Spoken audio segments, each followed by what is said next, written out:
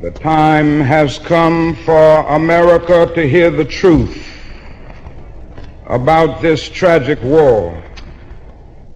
Now, I've chosen to preach about the war in Vietnam today because I agree with Dante that the hottest places in hell are reserved for those who, in a period of moral crisis, maintain their neutrality.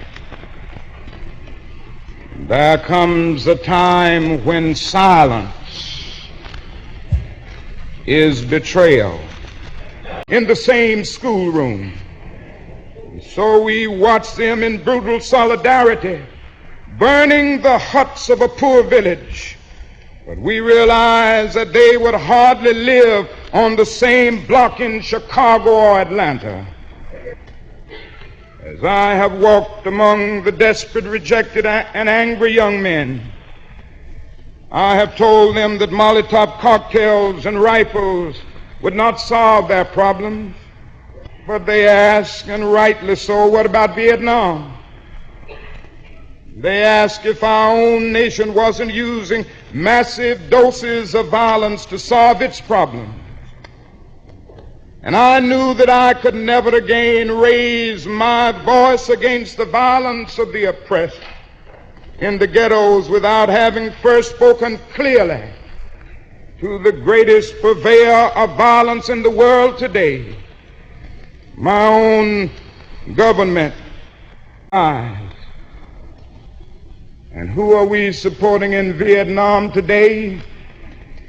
It's a man by the name of General Key, who fought with the French against his own people, and who said on one occasion that the greatest hero of his life is Hitler. This is who we are supporting in Vietnam today. Oh, our government and the press generally won't tell us these things, but God told me to tell you this morning. The truth must be told. To our many words concerning land reform, what do they think as we test out our latest weapons on them, just as the Germans tested out new medicine and new tortures in the concentration camps of Europe? Where are the roots of the independent Vietnam we claim to be building? Is it among these voiceless ones? We have destroyed their two most cherished institutions, the family and the village. We have destroyed their land and their crops. Mankind. Let me say finally that I oppose the war in Vietnam because I love America. I speak out against this war not in anger, but with anxiety and sorrow in my heart, and above all with a passionate desire to see our beloved country stand as the moral example of the world. I speak out against this war because I'm disappointed with America. And there can be no great disappointment where there is no great love. I'm disappointed with our failure to deal positively and forthrightly with the triple evils of racism, economic exploitation, and militarism. We are presently moving down a dead-end road that can lead to national disaster. And we're drifting there because nations are caught up with the drum major instinct. I must be first. I must be supreme. Our nation must rule the world. And I am sad to say that the nation in which we live is the supreme culprit.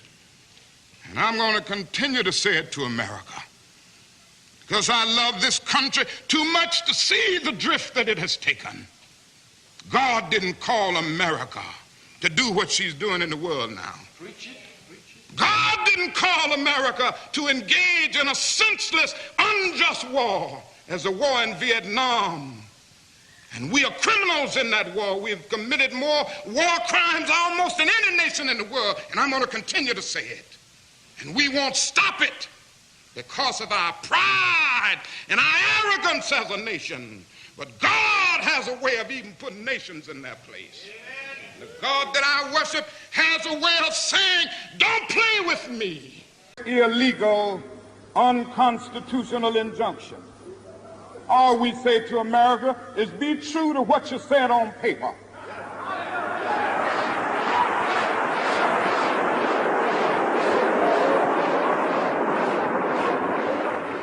If I lived in China or even Russia or any totalitarian country, maybe I could understand some of these illegal injunctions.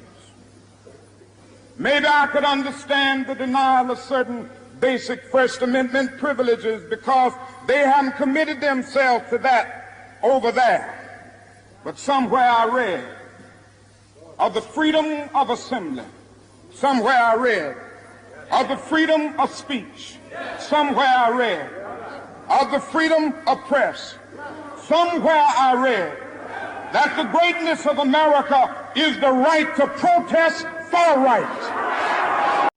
Don't let anybody make you think that God chose America as his divine messianic force to be a sort of policeman of the whole world. God has a way of standing before the nations with judgment, and it seems that I can hear God saying to America, you are too arrogant.